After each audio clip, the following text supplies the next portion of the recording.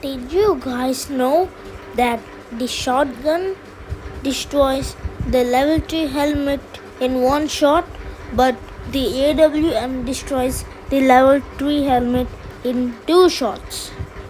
That is crazy because just watch this. Here is a clip.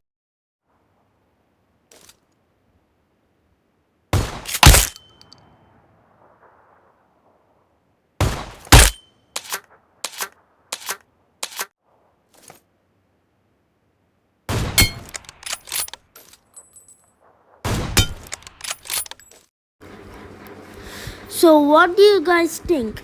Is it fair for the AWM or is it not fair for the AWM? Let me know in the comments.